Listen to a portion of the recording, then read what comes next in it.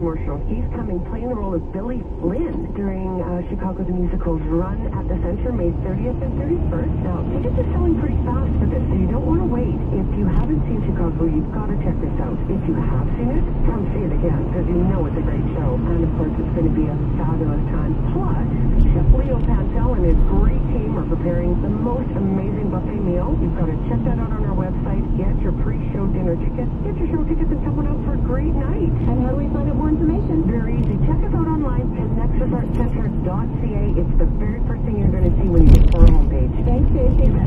All the things you really want at a fraction of the price. We're just a few short days away from the return of the spring radio auction. It's Friday. Log on to CJME.com and click the auction button now for a complete list of all the items up for bid. Furniture, travel, maid service, wine, oil changes, rounds of golf, restaurants, a new car, an in-ground swimming pool, and much, much more. Get all the details now at CJME.com and click the auction button and let the money saving begin. The spring radio auction is back on the air this Friday morning starting at 8, only on News Talk 980 CJME.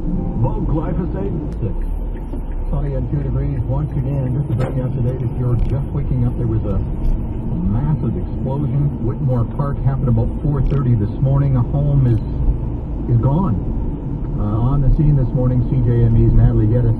Now, Natalie, bring me up to speed. First of all, specifically, where did this happen? Oh, Terry, it happened at 1005 Shannon Road. So that's right near the Ring Road, between the Ring Road and Grant Road in southeast Regina.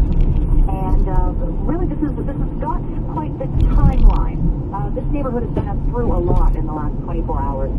And it started actually with another fire at another home here on Shannon Road yesterday morning. It started in the basement, as Regina Fire tells us.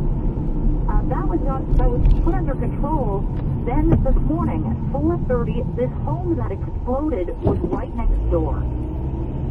And people, the neighborhoods tell me that it rocked this neighborhood. Their homes shook. Some doors in their homes opened and shut. And when they went out to look, this home was fully engulfed in what was until an orange fireball with flames almost 25 feet high. Now, have the police or the fire department, have they evacuated the entire neighborhood, or have they at that time?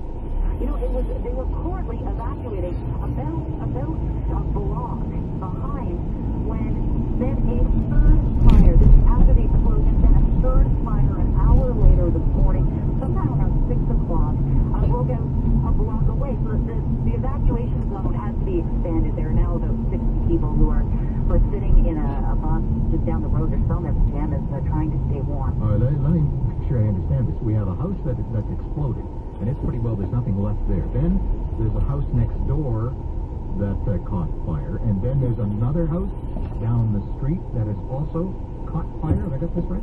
Yeah, you've got it right. And the call, or the timeline is a fire yesterday morning that's put under control. An explosion this morning right next door to that home. Then a block away, an hour later, another fire that started in the basement. That's apparently the case in the two fires. They both started in the basement. And were there reports over the weekend of a natural gas smell or something like that? Well, from what I understand now, Gas Energy, they have crews here who are going out to house. They're currently investigating. And someone from Gas Energy is telling News Talk that no, they didn't have any reports of natural gas, but at least one couple told me that's not the case, that they did smell something. And so over the last few days. And they said another person they were talking to also had thought that they had smelled some natural gas. So not, we don't know yet. But it seems like that may be one of the common factors. Once again, we're talking to Natalie Geddes. She's on the scene of this explosion.